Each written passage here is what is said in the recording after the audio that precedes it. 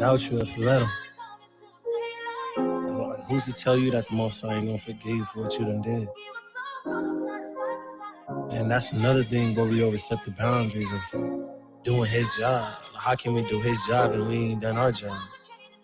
It don't make no sense.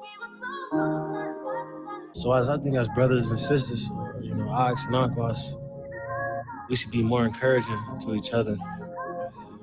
Friendships and marriages as well. You know? You could tell somebody, oh, don't do this, don't do that. Oh, I'll leave them. But then again, you in the same situation and you burning.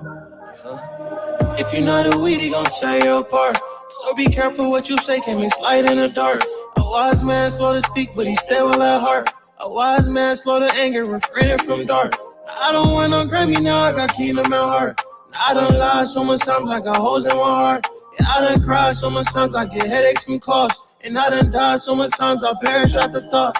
Pride is a way of evil, don't settle for sin. So put your pride to the side, let it blow on the wind. So keep your eyes on the prize, you gon' soar it again. So keep your eyes on the side, you can surf through the sin. Everybody doubted you, they gon' cheer when you win. Everybody shot at you, they gon' cheer for the win. Everybody laughed at you, you was running from sin. Everybody doubted you, they ain't trusting a friend. Everybody young and dumb, but who changing their life? Everybody put in work, but who sacrifice? Everybody waking up, but who living their life? If you ain't rocking with the God, you ain't living it right. Oh, you ain't living it right. If you ain't rocking with your home, ain't living it right. If you ain't rocking with the God, ain't living it right. If you ain't rocking with God, ain't living it right. Oh, yeah.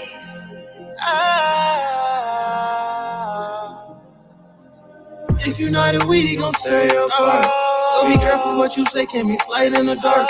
A wise man slow to speak, but he still at heart. A wise man slow to anger, refraining from dark. I don't want no Grammy, now I got kingdom at heart. I done lied so much times, I got holes in my heart. And I done cried so much times, I get headaches from coughs. And I done died so much times, I perish at the thought.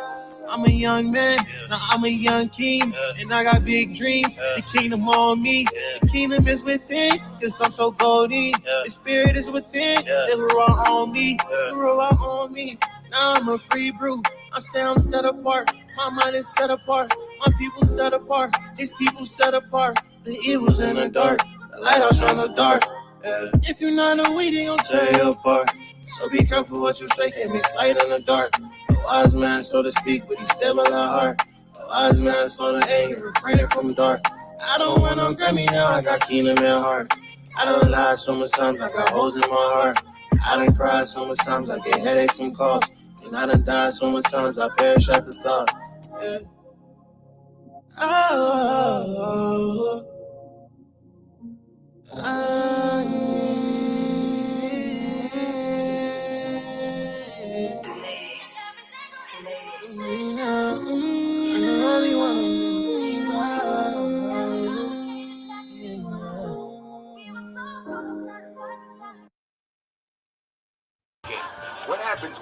Shalom, shalom, family. Shabbat shalom to everybody that's tuning in today. Shabbat shalom to everyone that's tuning in today. Welcome back, welcome back. Go ahead and let Shalom, my brothers everybody. introduce themselves. Hope everyone's having a Salam. good Shabbat today. Oh no, you go. Yeah, salam alaikum to y'all. No, just saying salam and peace to the family. Hope everybody having a good rest day. Good samba. All right, this one we bringing out today is gonna be a good one. It's gonna be a real good one. I'm excited for this one. Khan. As the brother said, we're going to bring out some good information today. Shabbat shalom, Quitting. We're going to bring out some good information today regarding your Hebrew, Bantu tribe, sub-Saharan African Israelites, bringing out the traditions and customs of these peoples and how they go back to the Bible and how we can see these traditions and customs resemblances to the scriptures. So without further ado, we're going to go ahead and get started and Yes, sir. let our brothers go ahead and get into it. All right. Shalom, family. Shalom. Salama, brother. So, yep, I'm gonna start it off. What I'm gonna be covering is pretty much marriage customs among Bantu tribes in Africa, and how it connects to the Bible. So that's what we're bringing out. We're going to be bringing out different other customs and traditions too later throughout this presentation. So yeah, it's going to be a good one. So I'll share my screen. There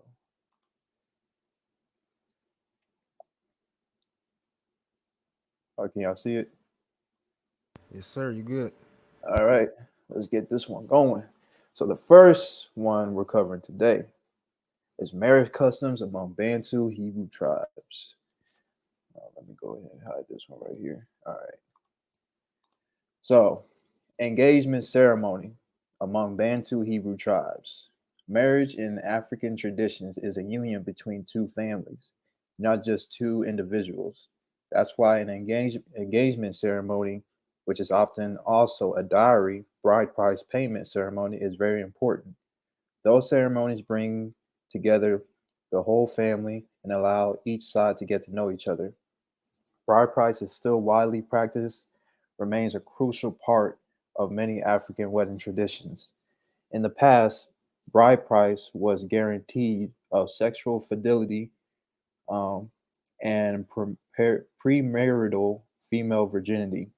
It was also a way for the groom to demonstrate that he was a good provider who will take who would take good care of the bride. The ceremony differs slightly from country to country. In Burkina Faso, the Mayoga tribe calls it Pog Possum or PPS for short. On this day, the groom's family goes to the bride's family to offer the negotiated bride price. This can be in a form of money or animals, cereals, kitchen utensils, or clothes. Everyday consumer goods like cola nuts and dola, uh, which is beer, or services, field work, repairing huts, etc., are also common places.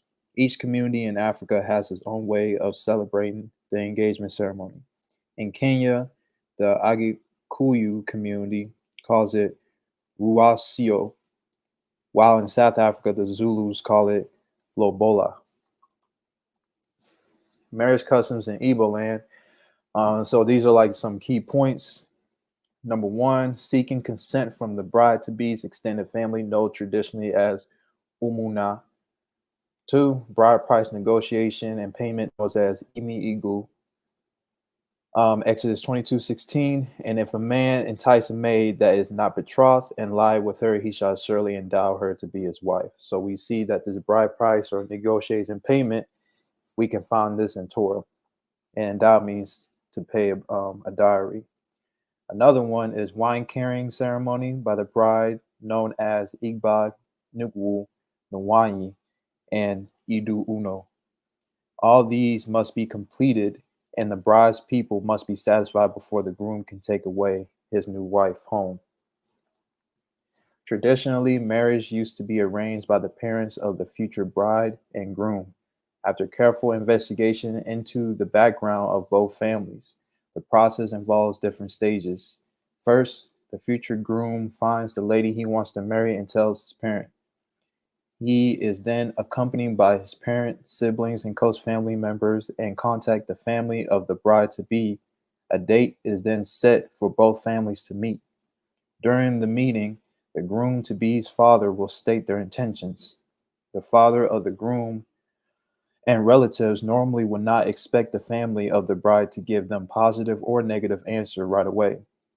They then will schedule another date to meet.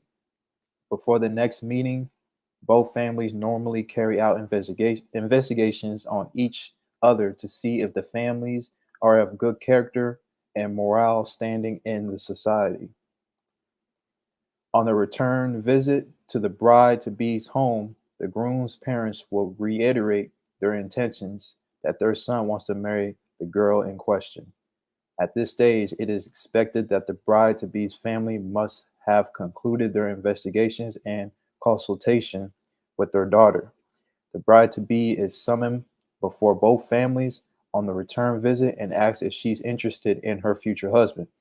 If she agrees to marry her future husband, then the bride's family will give the groom either a positive or a negative answer. During the return visit, some items are presented to the bride's family by the groom's parents. These items include kola nut, palm wine, dry gin, and soft drinks. Both families will share the foods and drinks. After merriment, they will set another date for the actual marriage ceremony called Igba.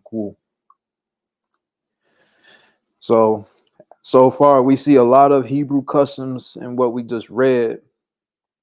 How pretty much the groom will go to the bride to be's parents' house and pretty much state their intentions.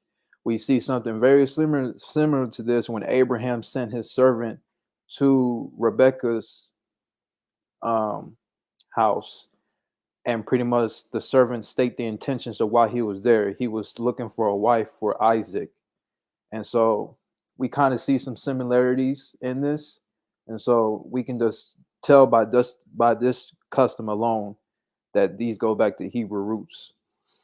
And so this next one we read here, the family of the bride complies a list of items that the groom's family will bring to the wedding ceremony as demanded by their customs and traditions. Typically, the list includes the following: gallons of palm wine, cash gifts, bottles of gin, kola nut, one goat, bags of rice, 2 birds of yams, crates of soft drinks, stock, fish, jewelry. The exact number of items required depends on the traditions of each community or town. In the final stage of the traditional marriage rite, the groom will go to the house of the bride to be with his immediate and extended family, villagers, and townspeople with above items. And so this image right here is pretty much the diary price of what the groom has to present to the bride to be's family. Host families will prepare different kinds of indigenous foods, dishes to entertain their guests. Both families and their extended families include members of the community will eat, dance, and drink together. During the ceremony, the bride will be asked to give palm wine to her husband. Now I have this highlighted in red because we're going to come back to this later. And then it goes on to say what she will do while kneeling down. The parents and elders in the family of both the bride and the groom will pray for the newlyweds and for success of their marriage. Afterwards, the bride and groom will dance along with their family members. When the ceremony is over, the bride will go home with the family of the groom, signifying that the two are now husband and wife. The knocking ceremony among Bantu Hebrew tribes. It is a common practice around the world to ask for a girl's hand in marriage. Many African wedding ceremonies cannot move forward without this step. For some ethnic groups in Ghana, the name of this ritual is the knocking on the door, or the kokoko. The groom, together with his family on a special pre-arranged night, and knocks on the door of the bride's house. Once they are let in, they present gifts such as wine for the libations, money, and kola nuts to the bride's family. Then they announce their intentions and discuss the prospects of joining the two families through marriage. If everything goes well, the bride comes in to give her final consent as to whether or not she wants to marry the man. Marriage preparations begin as soon as she gives her approval. Various African communities have different ways of performing the knocking ceremony. In Nigeria, the Yorubas call it Mumi Imoi, know me and let me know you. The Ajikuyu or the Kikuyu community in Kenya calls it Kumenya Musi, getting to know the home. And so here's pretty much an overview of the knocking ceremony. Here in Igbo land, the groom requests permission to marry the bride from the bride's family by knocking on the door. The groom comes bearing gifts, accompanied by his own family, as he visits his potential in-laws to ask for the hand of their daughter, his bride to be marriage. We see this similarity in Revelations 3:20. Knocking ceremony in Ghana. The knocking or kokoko is the first step in the marriage process. and is a symbol of respect in the direction of unifying two families. The groom will be accompanied by his family to formally ask the bride's family for the bride's hand in marriage. Nagansarin Kikuyu. This is the first stage where the groom gets to state his intentions to ask for the lady's hand in marriage. In West Africa, it is known as the knocking the door. African Bantu Hebrew wedding traditions of submission. We see this in Ephesians 5:22. Several African cultures teaches about submission to one's husband. That's why it is common in many African countries to see a bride kneeling before her husband during the African wedding or engagement ceremony. In Burkina Faso, during the traditional engagement ceremony, brides from the Mosi or Moaga ethnic group are given a drink by their younger cousins. The bride is supposed to taste the drink first before offering it to her husband on her knees. In Yoruba traditions, you'll also find the bride kneeling to place a cap on her husband's head. The husband normally reciprocates the intention by spraying her with money and lifting her in the air. Another African Bantu Hebrew wedding tradition is libations. Respecting elders and honoring ancestors is a large part of many African cultures.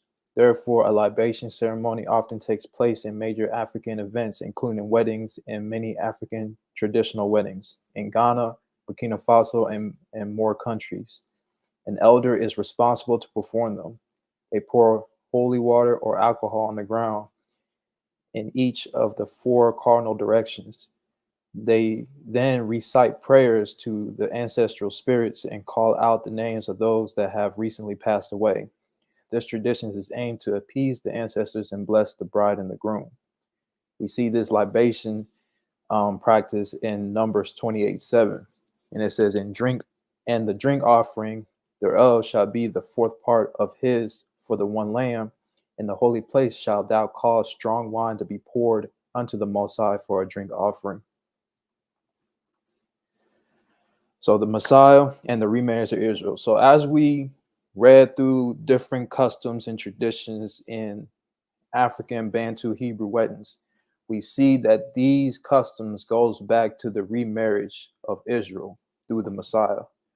The number one is the knocking ceremony, connects with Revelations 3:20. And it says, "Behold, I stand at the door and knock. If any man hear my voice and open the door, I will come into him and will sup with him, and he with me." The diary, 1 Corinthians 6:19-20. "What know ye not that your body is the temple of the Holy Ghost, which is in you, which ye have of God, and ye are not your own, for ye are bought with a price. Therefore glorify Yah in your body and in your spirit, which are God's." Drinking of wine. During the ceremony, the bride will be asked to give palm wine to her husband. We just read that in Igbo culture, when a wife is on her knees, or that's in Yoruba too, but the wife pretty much offers wine to her husband, the husband will drink. We see this in Matthew 26:29, and this is the Messiah talking. He says, "But I say unto you, I will not drink henceforth of this fruit of the vine until that day when I drink it new with you in my Father's kingdom." This is the remarriage. Now, when we read in Revelations 21, or I think it's 22, when John saw New Jerusalem coming down out of God, coming out of heaven, prepared as a bride, prepared for a groom. This is literally the remarriage. The Messiah right now, he's preparing a place for us, which is another Igbo culture. I forgot to add that in here, but usually the Igbo man or people in Igbo land will go prepare or build a village house before he even thinks about getting married. That's like the first thing he does. And this is like the process of manhood. He will go and build a village house in Igbo land on his father's land, and then he will go take a wife. That's another thing too, when we see in scriptures, when the Most High says that I go and prepare a place for you. And another one, it says, in my Father's house, there's many mansions. So when the Messiah is making these parables about weddings and remarrying Israel, all these phrases and parables that he's quoting, we see this among Bantu culture, which points to who we are as a people. And so I'm going to finish it off with a video to pretty much sum it all up. That mark life events in the Bible. Traditional things such as how one gets married in Nigeria, Ghana, Cameroon, Kenya. The similarities would be things ranging in requesting a bridal price. We find this in Exodus 22, 16 through 17. The fact that a groom's father presents payment. This is found in Matthew 22, 1 through 14. The knocking ceremony. This is done by the Kikoyu. This is done by the Igbo. This is found in Matthew 25:10 and also Revelations 3:20. The knocking ceremony speaks volumes of the Hebraic roots of West and Central Africans. For example, the Ghanaian wedding traditions are more or less similar to those of the Kenyan tribes. First, the groom goes to the family of the bride's house to offer an engagement, along with witnesses and family. It all starts with a knock at the bride's house. This is where the groom announces the wedding intentions to the bride's parents. During the kokoko, or the knocking ceremony, a spokesman from the groom's family, usually the father, offers a drink to the bride's family. And if it's accepted, the visitors can now state the intentions of their visit: to marry the bride. And upon drinking of the cup by both parties, the engagement is sealed. Now, let's compare the kokoko, or the knocking ceremony, with the scriptures of the Bible. Revelations 3, verse 20. Behold, I stand at the door and knock. If any man hear my voice and open the door, I will come into him, and I will sup with him, and he with me. Mark 10, verse 39. And they said unto him, we can. And Yahushua said unto them, you shall indeed drink of the cup that I drink of, and with the immersion that I'm immersed with. Withal you shall be immersed. These passages refer to the kokoko, the knocking ceremony. The Bible states that Yahushua, the Messiah, is the groom, and his people are referred to as his bride. So, yep, that's pretty much what I got when it comes to marriage traditions and customs among Bantu Israelite tribes back home. My thing is, I'm gonna stop sharing my screen. So again, and I just want to say this for those in the diaspora, especially those in America. This is one of the things we have to get back to if we want to reclaim our roots and our heritage. A lot of our people are not doing this. There's a lot of false doctrine going out that, sex only is marriage. We see here that we have to go through a process in order to take a wife. It was something very serious among our culture. And so in order to build a really strong Hebrew family, two families have to come together, and we have to do things the way that our ancestors did. And so it's very important that we have to come back to our traditions and our roots and do things how our ancestors did, so that way we can get closer into becoming, a strong, unified nation. And so that's pretty much all I got.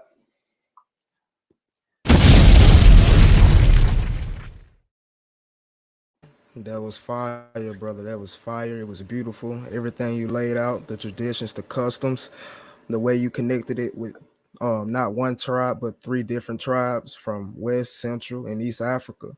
It was beautiful, and you outlined it with the scripture. So again, I applaud you for that.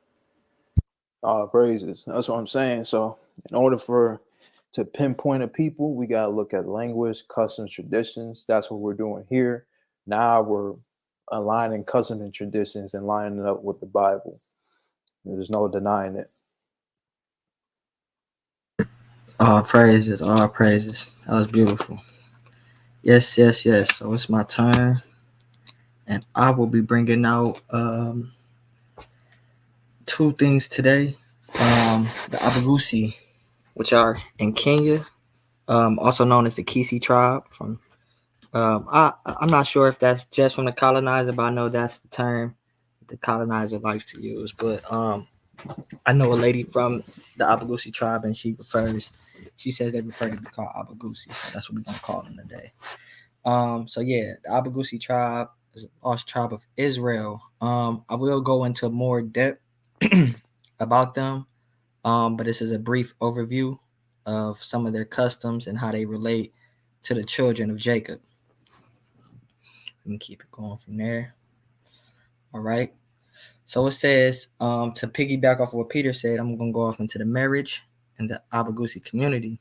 It says marriage was also a communal affair where everything was done publicly in the presence of witnesses. The boys' fathers and uncles first went to the girl's home to notify the parents about the impending marriage and to negotiate dowry. Dowry was a token of appreciation given to the girl's parents that is still practiced to this day. In those days, it was in forms of cows. The men from both sides needed to agree on the number of cows to be given and when they would be taken to the girl's place. So right here I have highlighted where it's talking about the boy's father and uncle being the ones to negotiate.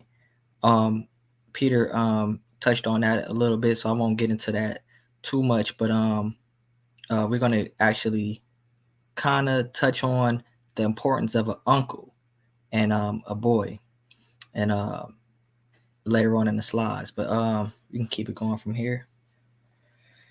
All right, so this will give you an introduction of who the Abagusi are. The Abagusi are a people primarily found in Western Kenya whose roots are from North Africa, which really who roots are from Northeast Africa. They come from Israel, but we're going to show you throughout oral history how they relate. So we can go to the next slide. So this is a source right here. It's called Misery, Legends in East and Central Africa by William R. Ochieng. All right. And so right here, you can pause it and read it if you want. We just highlighting that it's talking about the Abagusi language and that through their oral history, they claim to come from Misery, which you can look it up. That's, it's not only oral, but it's very well documented that they say they come from Egypt. So we have to take that in mind when going to this next slide. Okay, go ahead. All right, so we're now talking about their customs when it comes to childbirth. It says delivery or giving birth was a solely women's affair. The tribe had traditional midwives who possessed a vast amount of experience in birthing babies. This can also be found in the Bible. Now, remember we just talked about them coming from Egypt, right? Down to the northern Kenya. This is Exodus 1:15. It says, and the king of Egypt spake to the Hebrew midwives, which we just read about in this source. It says, of which the name of the ones was Shapira, and the name of the other Puya. So right here we can see that the midwives were also in Egypt, Hebrew midwives, and this tribe, the Abagusi, had traditional midwives who possessed a vast amount of experience in birthing babies. And this is what they were doing back in while we were spending time in Egypt. So yeah, we can go to the next slide. All right. And so I'm going to read this from the top. It says, the boys spent their days grazing the family's livestock and hunting during the dry season. They would look for pasture far away from home. This meant leaving very early and coming back late. They were also tasked with milking and checking on the animals through the night. They did this with the help of an older male in their families, such as an uncle or a father. Now, remember, I told you we were going to touch on the father. So we were talking about the marriage and how the negotiation had to be between the father and maybe an uncle being present. So in the case of the account in Genesis, we know that Jacob, his brother named Laban, had had two daughters that Jacob went to wife. And so we know in a case where it was coming to a negotiation, Jacob's father would not have been there because he was sent there to work. And we see that he was negotiating with his uncle for his daughters. So this is the account right here. This is Genesis 30 and 40. It says, and Jacob did separate the lambs and set the faces of the flocks toward the ring straight, and all the brown in the flock of Laban, and he put his own flocks by themselves and put them not onto Laban's cattle. So we can see right here that if you read the account in Genesis, Jacob was working for Laban for a total of 14 years for two of his wives. So that shows the correlation with the Abagusi tribe. We can keep going from there. All right. So now we're going into the midwife. So we're going back into the midwives right here. It says the midwife would be called to attend to the woman on the onset of labor pains, and if she found that the woman had given birth, she would complete the process by cleaning her and the baby. The midwife applied herbs on her body and gave her a concoction of herbs to drink to prevent infection. The child would be named on the 8th day, and the father will be the one to pick the name. So, concerning the herbs that the baby and the woman was cleansed with, we have Psalms 51 and 7. It says, purge me with hyssop, and I shall be clean. Wash me, and I shall be whiter than snow. I shall be made pure, is what the scripture is alluding to. Also, concerning the Abagusi tradition of naming on the 8th day, we have Luke 2 and 21. It says, and when 8 days were accomplished for the circumcising of the child, his name was called the Messiah, which was so named of the angel before he was conceived in the womb. So we can see that on the 8th day, circumcision was also can be found throughout sub-Saharan Africa, happening on the 8th day. But not only that, the naming ceremony or the naming of the child was picked on the 8th day. So this is something else that the Abagusi tribe holds as customs that we can find in the scriptures from New to Old Testament or Old to New. We can go on from there. So now this will be my second tradition that I'll be bringing out. So this tradition is called it's a headdress, the Igbo traditional headdress, which is called the Ou Agu. Ou Agu, which means leopard hat.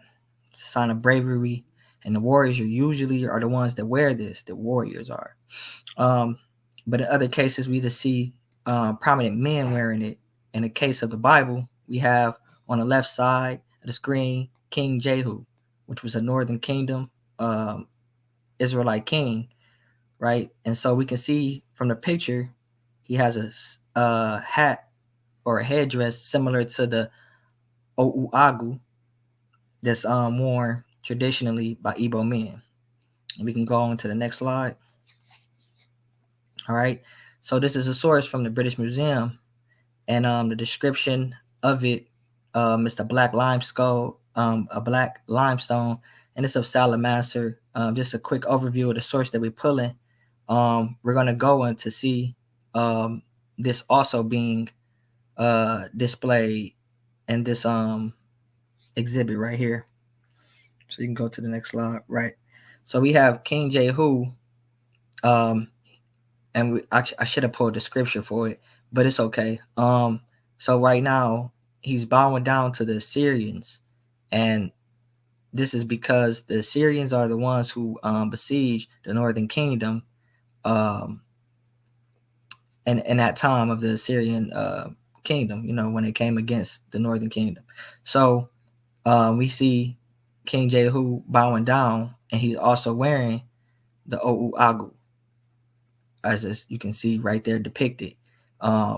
This is also when he's paying tribute onto the Assyrians. And I would probably put the scripture in the description box, so y'all have that as a reference. But we can keep it going from there. There's another picture of it.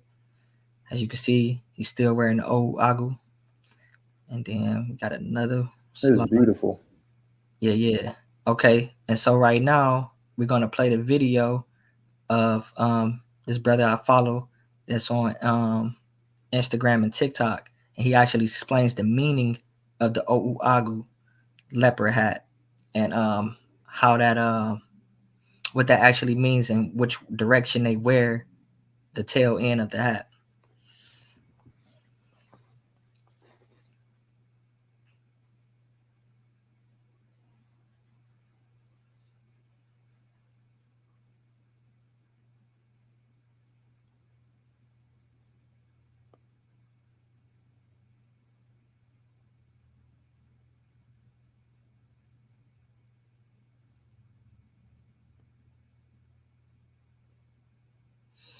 All right, pause right there for me, brother. All right, so if we see where he wears it backwards, it means that they have won the battle and they're going home. They're going back home victorious, right? So for that account, I'm going to read, for one, two accounts why King Jehu would have been wearing his Oʻuagu hat backwards. Two accounts. So it says in the first account, 1 Kings 19 and 16, it says, "And Jehu, the son of Nishmi, shalt thou anoint to be king over Israel." So with him being anointed, him being brought up to be king, this would be a victory in itself, because now he's in a rulership. So this is one reason for him to wear his hat backwards. When you start to understand the Hebraic understanding of everything that's done, it's always a meaning for everything. So like where you thinking a man just wearing his hat to the front or to the side, or backwards, there may be something that we don't really take into consideration, but it's always some type of meaning. So he would have had his hat backwards because now his he's in rulership and the victory is won.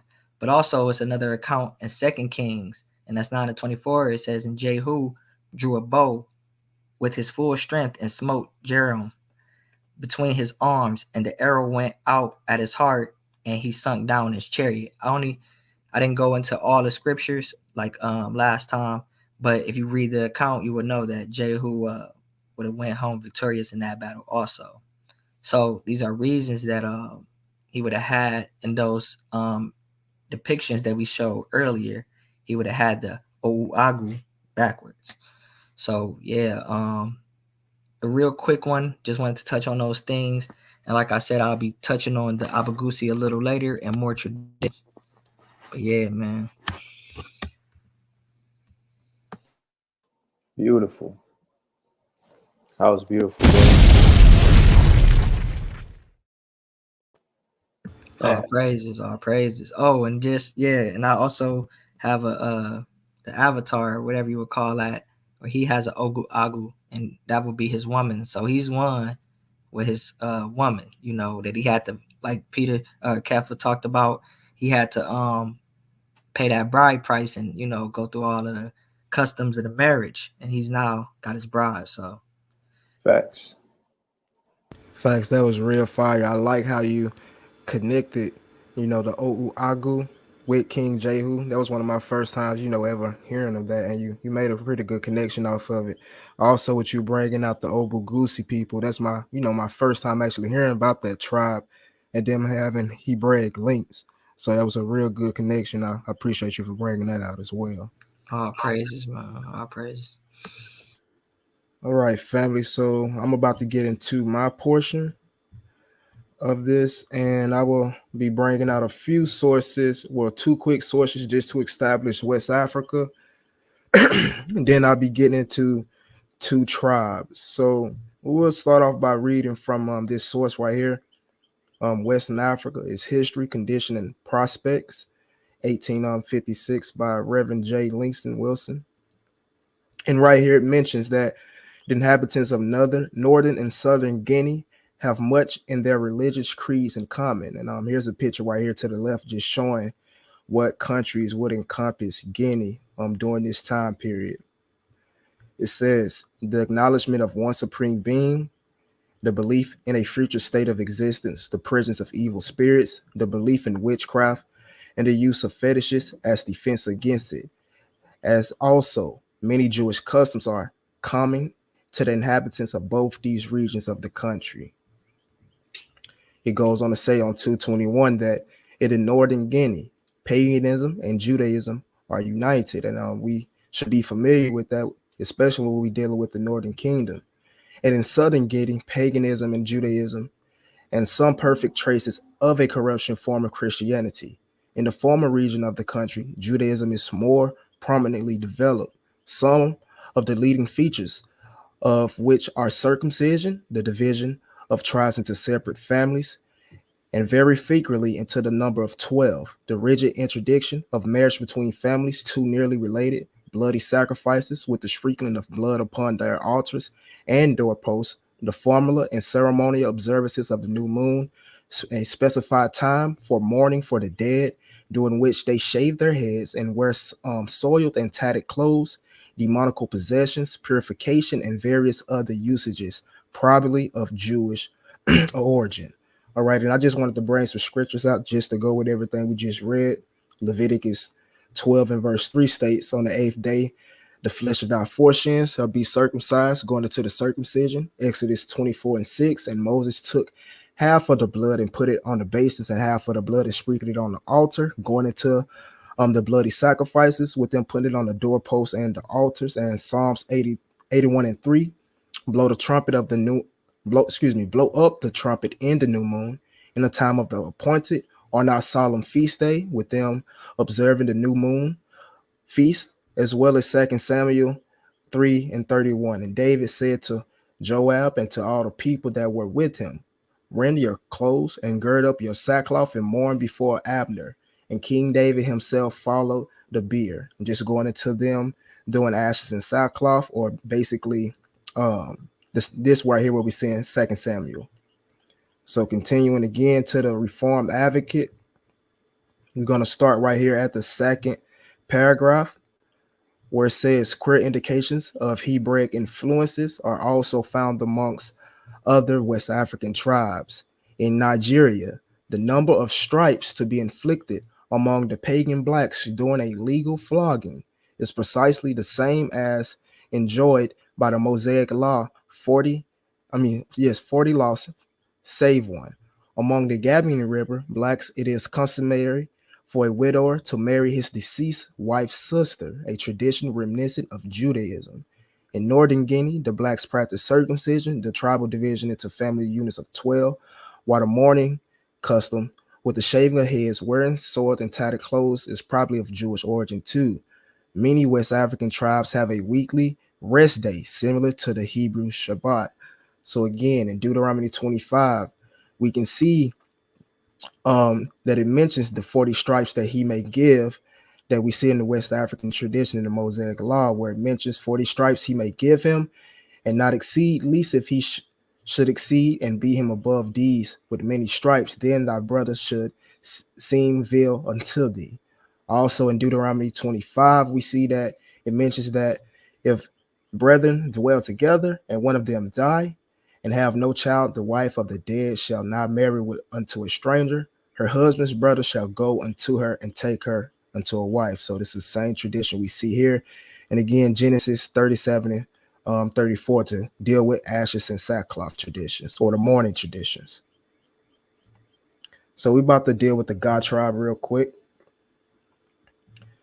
And to do that, we're going to go to a history of the Gold Coast and Ashanti. And we're going to start where it starts off with 4. It says, from the beginning, when not corrupted by the Tashai people, they were strict observers of their religious rites, a religion which appears a Jewish one, but now corrupted by fetishism. They were entirely forbidden to have anything to do with human blood. Even when a drop of blood is being shed in an assault or by a boy throwing stones, the king and the elders are bound to make a sacrifice by way of purification, and the parties are fined. We say a Jewish one, which we prove by a few leading facts in their system of observances. So if we look at Leviticus 17 and 10, it says, and whatsoever a man there be of the house of Israel, or of the stranger that sojourn among them, that eateth any manner of blood, I will even set my face against that soul that eateth blood, and I will cut him off from among his people. So we see that in Leviticus, you will be cut off from the people of Israel if you was to eat blood. And we see this same custom amongst the God people of Ghana. And it also mentions in Leviticus 4, verses 14 through 15, when the sin which they have sinned against it is known, then the congregation shall offer a young bullock for the sin and bring him before the tabernacle of the congregation. And the elder of the congregation shall lay their hands up upon the head of the bullock before the Lord, and the bullock shall be killed before the Lord. This is going into the purification law when a drop of blood is shedded. Right here, when it says, even when a drop of blood is being shed in the salt or by boys storing stones, the king and the elders are bound to make a sacrifice. The same thing we see right here in Leviticus 4 and 14, to make a purification, all right, or to purify the land or the people. Page 24, the circumcision, which every male child of 6 to 10 years of age is to undergo. Slaves of that age are also circumcised. So we know that in the scriptures specifically, it's on the 8th day. So right here was what we can see is something what we call like degeneration, or when the tradition of the people is like amalgamated, or it's changed over time, just because it's been, such a long time since they were in the land. But we see that their slaves were also circumcised, which is in the Torah as well. But right here where it says, at the yearly harvest called Homowo, the doorposts or the walls are painted with red clay, similar to what the Israelites did at their Passover. And of course, that's Exodus 12, verses 7. And they shall take of the blood and strike it on the two sides of the post and on the upper doorposts of the houses wherein they shall eat. All right. And right here it says, the last instance of the peculiar dress worn by the chief priest of Accra.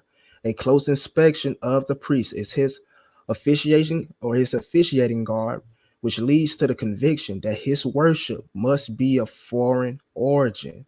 All right. And this is typically what the priests look like of the god. They're usually dressed in white and those sorts of things. It says, as there is no African nation or tribe ever known to have so advanced in their religious views as the Akras, and the Akras are the gods. One is inclined to suppose that the Jewish system of worship in the Old Testament style has been either introduced by or imitated from the people who came out first to this coast. And while we're regarding the chief priest of Accra, or the god, I wanted to play a video just to show a little bit about the priest by a rabbi real quick. And then I'll finish up on the god. But this video will go really well with what we just read. And it's right here.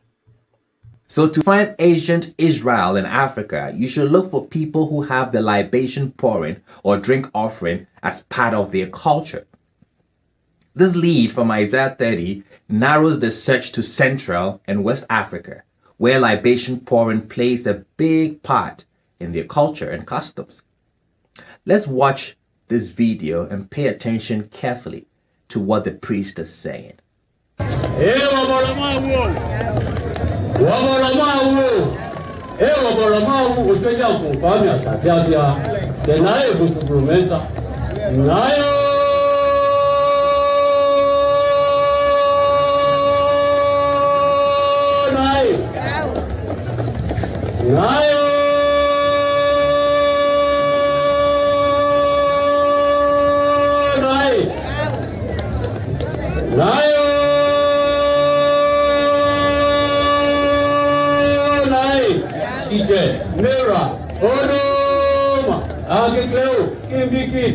That was the high priest, Ewolomo, and he's dressed according to instructions given to Moshe for the priests.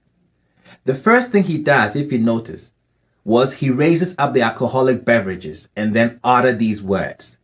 Wobolomawu, our creator Mawu, our creator the Most High. You see, we have kept these customs since the Most High gave them. We don't just quote scriptures. We show you scriptures. And the rabbi did a very good job in breaking that down. And, you know, it's self-explanatory after watching the video. So I'm going to continue to wrap this up. 1 second. All right. So getting back to it, going to this next book, Kings, Priests, and Kinsmen, Essay on God Culture and Society. All right. This is by E.A. Amar. And we're going to start at the left where it mentions, we begin with the calendar. The God people, like the Jews, have 2 years, the sacred and the civil. The sacred begins March to April, according to the moon, and the civil, August to September, the beginning of seed time. The year is lunar, and the compilation in each case starts with the visibility of the moon. Now I'm going to skip down to the next paragraph where it says, some old God names of the months are Adonai, Abisani, Oluni, and Bulani. Jewish names are Adar, Obib, Idulu, and Bul. All are parallel. In English, they are March, April, September, and November. The God's sacred year opens with the rite of wheat sowing. The first function is a purification ceremony. The sowing to the transition or the transplanting period covers 3 weeks in some areas, but 4 weeks and 1 day in Accra. It is the belief of the people that the presence of the gods of the sowing fields makes this period holy, hence the ban of drumming or merrymaking and funeral rites. What is most significant is that it marks the beginning of a public or corporate worship. The parallel prayer is, we turn our faces towards the rising sun, and we may eat the crops of Jibo, the later rain. May we enjoy the first fruit of Gibeana, the earlier rain. An identical prayer was said by the Jews at the Feast of Tabernacles, led by the priests. Our fathers who were in this place, they turned their backs upon the sanctuary of Jehovah and their faces towards the east, and they worship towards the rising sun. But as far as us, our eyes are towards the Lord. All right. And another striking parallel is the Feast of Wood Offering, which is La Tosoki, which takes place in August, or this takes place in August in the Homowo harvest weeks, and accumulates towards the end of Nwai, the Feast of Weeks. All right. So it goes to the second page over here, and it says, another very close similarity is the period covered by the feast or the festive year. The God festive year extends from the purificatory rite of the Feast of Tabernacles observed at Fanah, the Sakumo River mouth. The Jewish year runs from the Feast of Passover and unleavened bread to the Feast of Tabernacles at Shiloh. The God's festival year is spread over a 6 month and 2 weeks and 4 days, while the Jews covered a period of 5 months, 3 weeks, and 4 days. Many people have been inquiring, what mean ye by this service? The historical reply or evidence can be found that the parallel connection between the Jewish Passover and unleavened bread and the God Homowo. It is said to be noted that the Ungaya people used to celebrate it in its amalgamation form, and the Lati Dezani people of Gamache, Accra, celebrated the two feasts in their original patterns through it a reserved form. The Feast of Unleavened Bread is celebrated on Saturday, and the Passover is celebrated on Sunday. So they do it in reverse. It says, with the historical background given in the foregoing paragraphs, the origin of the Homowood festival becomes obvious. If it can be held to have a background in the Hebrew festivals, then it is safe to suggest that it is a harvest festival. The origin then may be traced to the first celebration of Passover in Egypt, backed by its Palestinians. The unleavened bread for the ritual helps to translate the conjecture into the established fact. The word homo is made up of two God words, homo, hunger, and wo, hoot at. So it means hooting at hunger. In the final analysis, it means harvest. Homo is therefore a harvest festival. And once I get done reading from these sources, I'm gonna play a video that we can get a little more information on the Homo festival. and how it relates to the children of Israel. So right here, we're going to get some scripture references in relations to their traditions. So the beginning of the year of Abib in April, see Exodus 12:2. Same thing in the God tradition. The sacred year begins in April. A household festival, Exodus 20 or Exodus 12:4. Same thing in God tradition. The blood smearing ceremony, Exodus 12:7, which is the akpad, right, in the God tradition. Unleavened bread, known as ko or kipoko in the God tradition. So there's a lot of traditions and customs that we can read through. I don't want to just read through all these because we can see it right here. But again, the killing of a bullock by the prince of the feast. This is the god Manse kills a sheep. And they also have the joy in the harvest, all right, which is in Isaiah 9:3. Joyous character, Oshi and Kappa dances. All right, so to finish off, I'm going to play this video that goes over the homo. And with that, once this finish up, I will be done with presenting what I'm presenting. Let's see. 1 second. All right, here it goes.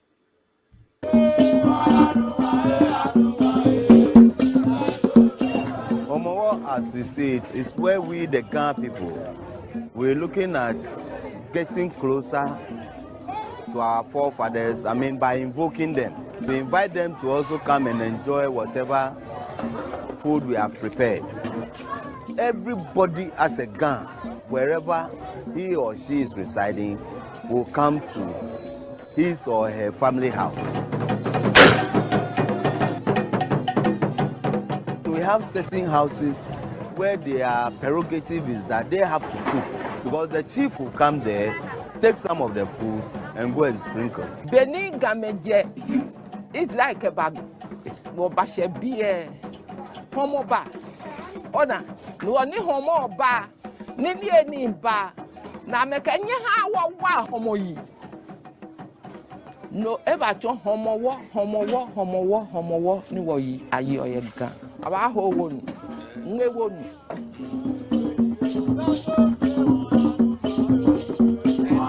The migration story of the people of the Adangbes was that almost all the ethnic groups in Ghana migrated from somewhere before the early, let's say, 15th century. Okay. Our history goes deeper. In fact, the ancient Ghana Empire, that even inspired our first president to take the name Ghana, was a vast territory. It engulfs almost the whole of the sub-Saharan western part of Africa, right after the desert. Yeah. That shows you how vast the indigenous people have traveled all the way before they come and settle here. So the different tribes, the different ethnic groups within the Greater Accra got these differences through the migration patterns they used before they arrived here in the place we call Accra. The Adangbes and the people of the Gans, the people who speak Gan, the Adangbe speak a different dialect known as the Dangbe. The Dangbe is like a sister country to the Gan language. And they've written book and they have a history, especially the indigenous people of here have a direct history of migration through Israel. In fact, our festivals we are about to celebrate somewhere in August. It's celebrated, it's known as Homowo. We call it the Hutina Hanga. It talks about some of the history of while they were migrating to this present stage they call Accra or Greater Accra. They encountered a lot of hunger. Once they made a walk, they transited through Nigeria all the way from Israeli-Palestine border, migrated all the way before they came to settle here. So I'm just telling you this to know how far we came from before we arrived here. So it tells you we have a huge history. And like the brother said, the God tradition goes back to the Jews, and the God people do have a tradition of migrating by way of Israel or Palestine into their present abode in Accra. All right. And with that, I'm done with my part of the presentation. Praise. Man, that was fire. Oh, praise. The That was sources, beautiful. man, his sources be so old, bro. He be digging through the crates. That's what I'm saying, Got to, bro. Got to, Yeah, brother. man. the scholarship is on point. Right, and that the Homo World Festival is just like the New Year Festival that the Igbos do in Nigeria. The exact same thing. I just it's just beautiful to see. Beautiful to see that. All praises, all praises. Yes, thank you everybody who tuned in today, man. If you have any questions, comments, anything, please go ahead and drop it in for us. Please go ahead and drop it in for us. Brought out some good information today, some great traditions and customs that links our people back to, the Israelites, who they say they come from. And we will be doing a part two of this, going more into the customs and traditions, and these tribes that we all go back to, and all these tribes go back to Israel. Yeah, definitely. Like I said, I'll be touching more on the Abagusi. It was a lot of information. Um, a sister I know, she has a lot of information. I didn't get in time to get in touch with her, but by the time next week comes, I should be having more information. It's very vital because I know it's not a lot of information out here about them. So this will be one of those platforms that we will be able to bring out that information concerning the Abagusi of Kenya, and also I'll be bringing out some more tribes. So yeah, tune in next week definitely.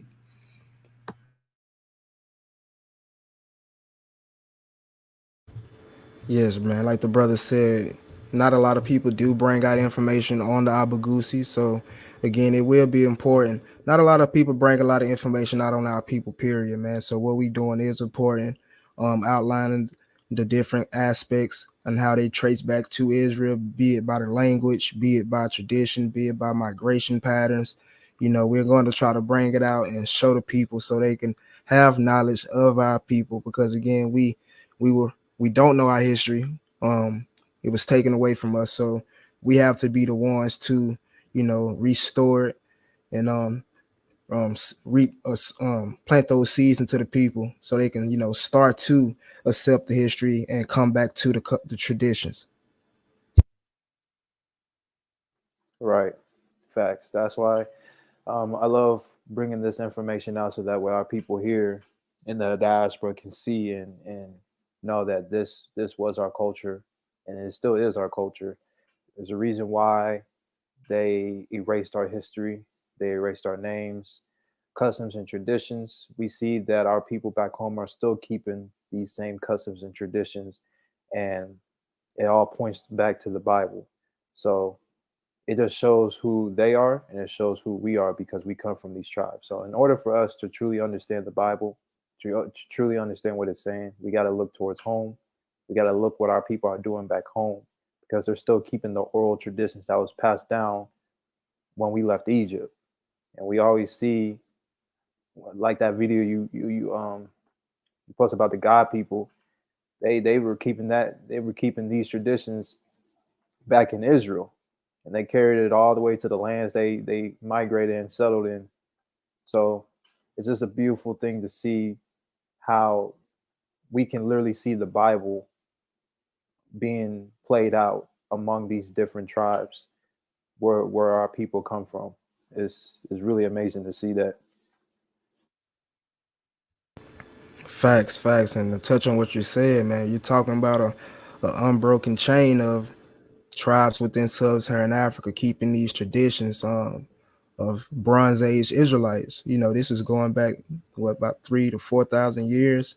So these people were able to preserve a lot of traditions and customs despite going into captivity, leaving captivity, migration, being persecuted by Arabs, being persecuted by Egyptians, Assyrians in East Africa. So it's crazy that they were able to retain all this information and knowledge, regardless of what we went through. So from the Bronze Age to 2022, we still keeping these customs. And it's very important. Definitely. Yeah. it's so many tribes that we still looking into. You know, be it there in Nigeria, be it there in Ghana, be it there in uh, Kenya, South Africa. You know, just in Central Africa, from the Congo and all the, you know, everywhere. We still uncovering a lot, and so with that being said, we have a lot of research to do, but with the information we do have, which we have a lot of it, we curating it and putting this together and bringing it out little by little. But for surely we are bringing it out. So y'all keep tuning in, subscribe and like, share, and let's grow together. Facts. That's the main thing. Is for us to grow together, grow as a people, grow as a nation. Because a lot of these things that we're bringing out, no one really talks about it among the quote unquote awakened Hebrew Israelite community. But it's very important that we bring this out so our people that know their Hebrews can know their roots, and those that don't know their Hebrews can know their roots as well. It's a very big thing, and it's like one of the first steps we need to do in order for us to grow and be a functional nation.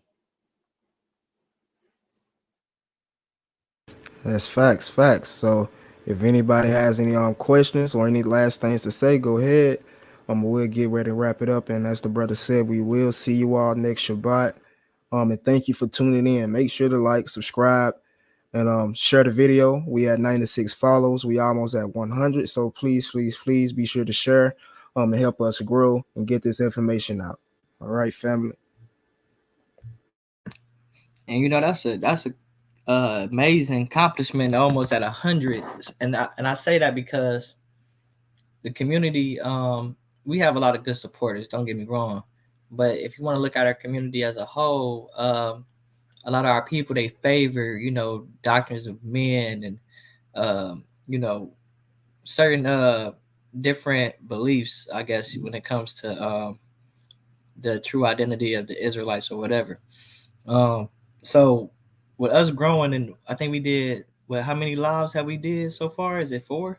It's our 4th one, I think. Yeah, Yep. Right. So it seemed like, you know, it's growing pretty fast, you know, and it's only going to get better as far as the content and the quality of the channel. That's only growing, you know, but we just want to be consistent and bring y'all a little something before, you know, trying to just go on a hiatus and then bring you some more quality. We rather just feed you the information, and then as the channel grows, you know, you grow with us as far as with the information and, you know, the quality of the channel, because it will be you know, it will be, this is only the first step, I should say. Mm-hmm. Yeah, this channel is going to be big, and it's just beautiful to see. You know, people are bending ear, people are listening, people are subscribing. It shows that, you know, a lot of our people are hungry for the truth. You got a lot of people out there feeding false truth, and you know that's very destructive for our nation. So it's just up to us and other like-minded brothers and sisters out there to feed our people actual truth and to truly build a nation, so we can get right before the coming of our, you know, our King, the Messiah. That's facts, facts, facts. So again, family, thank you all for tuning in. We finna get ready and wrap it up.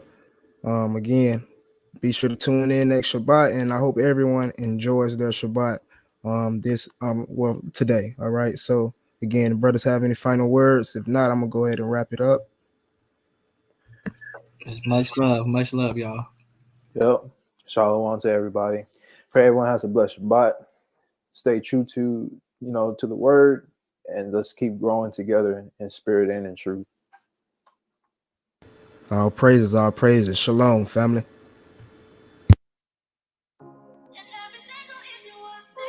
They gonna doubt you if you let them. Like, who's to tell you that the Most High ain't gonna forgive you for what you done did? And that's another thing where we overstep the boundaries of doing his job. How can we do his job and we ain't done our job? It don't make no sense. So I think as brothers and sisters, you know, I ask Nakwas, we should be more encouraging to each other, friendships, and marriages as well. You know, you could tell somebody, oh, don't do this, don't do that. Oh, I leave them. But then again, you in the same situation and you burn it. Huh? If you're not a weed, he gon' tear you apart. So be careful what you say, can be slide in the dark. A wise man slow to speak, but he stable at heart. A wise man slow to anger, refraining from dark. I don't want no Grammy, now I got kingdom at heart. I done lied so much times, I got holes in my heart. Yeah, I done cried so much times, I get headaches from coughs. And I done died so much times, I perish at the thought. Pride is the way of evil, don't settle for sin. So put your pride to the side, let it blow in the wind. So keep your eyes on the prize, you gon' soar it again. So keep your eyes on the side, you can surf through the sin. Everybody doubted you, they gon' cheer when you win. Everybody shot at you, they gon' cheer for the win. Everybody laughed at you, you was running from sin. Everybody doubted you, they ain't trusting a friend. Everybody young and dumb, but who changing their life? Everybody put in work, but who sacrifice? Everybody waking up, but who living their life? If you ain't rocking with the God, you ain't living it right. Oh, you ain't living it right. If you ain't rocking with your own, ain't living it right. If you ain't rocking with the God, ain't living it right. If you ain't rocking with God, ain't living it right. Oh, yeah.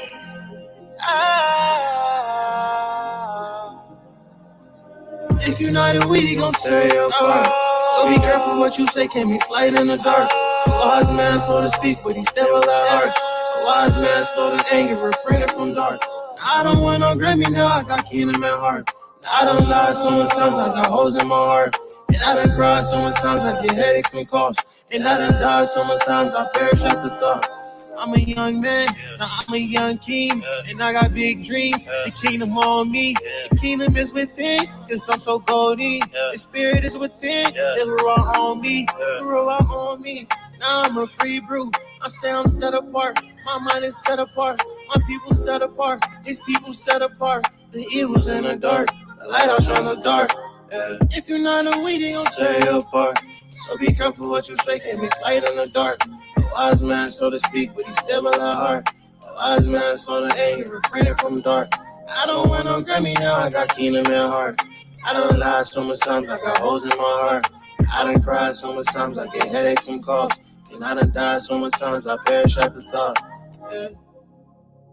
Oh, I need